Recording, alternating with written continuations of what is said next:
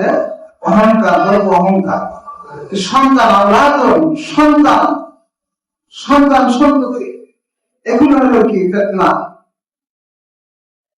যে আল্লাহ রাব্বুল আলামিন তিনি পবিত্র কালামের ভিতর বলতেছেন, তোমরা জেনে রাখো, তোমরা ধন সম্পদ সন্তান সন্ততি পেয়ে তোমরা আমাকে ভুলে যাও কিনা, এটা পরীক্ষা করার জন্য আমি তোমাকে দুনিয়াতে পাঠাইছি, ধন সম্পদ দিয়েছি, ধন সম্পদ সন্তান দিয়েছি, এই জন্য তোমাকে পরীক্ষা করব যে তুমি কার পরীক্ষায় পাস করো না ফেল করো। তুমি পরীক্ষায় পাস করো না ফেল করো।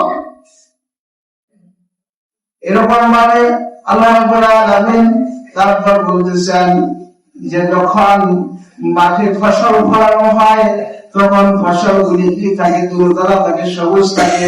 আকাশ থেকে যখন, আসমান থেকে যখন বৃষ্টি নামে, বৃষ্টি নামার পর ফসল সবুজ হয়ে যায়। আবার যখন ফসল কাটার সময় হয় হলুদ বর্ণ, সোনালী বর্ণ ধারণ করে, যখন সেটা কাটা হয় তখন সেটা আপনার ঘরে পরিণত হয়ে যায়। এরকম ভাবে আপনি যদি দুনিয়ার মনে করে আল্লাহ রাব্বুল আলামিনকে যদি আপনি ভুলে যান, তাহলে আপনার আল্লাহ রাব্বুল আলামিন উদাহরণ দিয়েছেন, ঘরের যেরকম ধান থাকে না, আপনারা